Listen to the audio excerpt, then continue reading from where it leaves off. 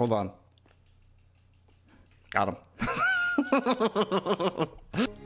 Zing bop badoo badop, boys and girls. It is me, Benny B, today here to talk about Estranged: The Departure. Now, this game was made by one guy over the course of 6 years, and that's pretty damn impressive. I mean, the dedication that requires, the know-how to make everything that you make, it's commendable, to say the least. But let's talk about this game. It's kind of more of like an adventure thriller sort of game. Basically, you're a fisherman, you end up stranded on an island, and then there's zombies and shit. So let's talk about it. Let's talk about the good. The music, for the most part, really, really good. It really fits the scenery. A lot of times when it's trying to be relaxing, it does a really good job of it. That's probably my favorite part of this game overall, honestly, is the music. The graphics are also pretty damn good for the Switch. When you watch the trailer, it looks like this game could be on a different console, like the Switch wouldn't be able to handle it, but it somehow works out. It works out really well. The FPS parts are fun, you really get in the zone and you really want to fucking beat ass and blow up some zombies, blow them up gun-wise, of course. And the atmosphere is quite immersive, I must say. The creator does a really good job of building up this sort of ominous, tense feeling throughout the entire game.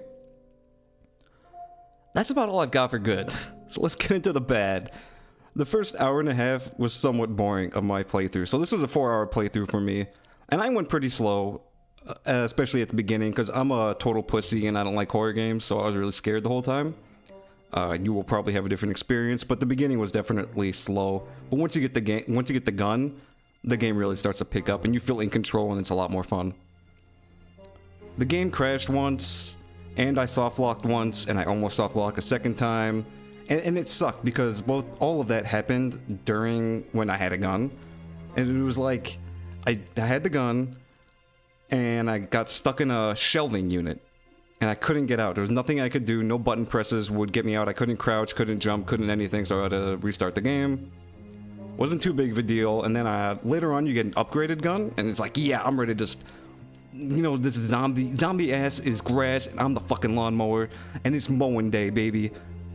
And then the game crashed. It was just like, son of a fuck. I gotta go to the bathroom and I'll come back. So that sort of shit breaks you out of the immersion. Some of the music is a little annoying over time, so there's one part where you get this really aggressive drum beat, and it's like, okay, there's something that's gonna happen, and then if you don't figure out what to do, I mean, if you're still in that part for like another 3, 5, 10, 15 minutes, it's annoying as shit. The pacing in the game is really weird. It starts off slow, and then it gets fast, and then it gets slow, and then it gets fast. It's all over the place, especially towards the end. Sometimes the mechanics change suddenly. Like, I had a zombie that I filled with bullets, and it just wouldn't die. But there was a hammer on the floor nearby, so maybe I was supposed to hit it with a hammer, because for some reason this one zombie wouldn't die from guns. Maybe it was a glitch, I don't know. It was really weird. And speaking of the zombie AI, it's pretty interesting. That said zombie, like, got stuck in the middle of nowhere. Like, it stopped caring about me and went about its day, which I appreciated. I had another zombie attack some barrels. A little bizarre, but hey, man, the barrels can be pretty janky at times. Oh, and there was one point where it was so obvious. There were 3 zombies right under me. I know what they were there. You could see them through the floor because it was like a chain link fence sort of floor, if that makes sense. And I couldn't shoot through it, even though it's full of holes. I could not shoot these zombies. So you had to go down there to kill them, or try to manipulate the AI in such a way that they would poke out ever so slightly so that you could pop them. So, some miscellaneous stuff. I wish there was more of the protagonist background.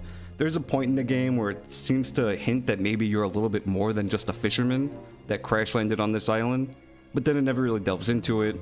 The plot seems ripped from Resident Evil. You have a dickhead corporation that's super evil and fucks shit up, and you're trying to escape. Game is quite forgiving with the damage, so I'm not sure if that's good or bad. Because the mechanics can be kind of janky at times, it made the game less frustrating that it took forever to die, so I appreciate that. And there was kind of a pseudo-puzzle at the end, so this is probably on me, but I spent like a half hour trying to figure out what I thought was a puzzle, and then what I was doing had nothing to do, I don't think it had anything to do with what I was supposed to do. And I kind of just pushed buttons for a really long time trying to figure something out that wasn't meant to be figured out in the first place. That sucked. That's probably on me though. So my ultimate rating for this is a 6 out of 10. If you're in the mood for something different for a few hours, this is a good buy. For $6, it's not bad. I mean, if you were to go to like a matinee movie back when you could, a ticket would be about $6, right? But that's only a couple hours of entertainment. This game took me 4 hours, some of which is because I'm a moron, some of which is because it crashed, to complete. And, you know, I can play it again if I want. And I do want to sum up, even though I gave it a 6 out of 10 for the game itself, I think there's a lot of respect to give to the creator. I mean, I certainly sure as hell couldn't do this, and the dedication it requires to do this, I actually do have a lot of appreciation for it. But as a whole, this is not a game I would openly recommend right out the gate. If you want something quick, if you want a thrilling kind of thing that's not super scary, but still can give you that tension, that atmospheric sort of horror, this is a good one. That's about it. There are a couple other reviews I might end up doing this weekend, but we'll see if they come to fruition. But for now, this is it. Have a good day.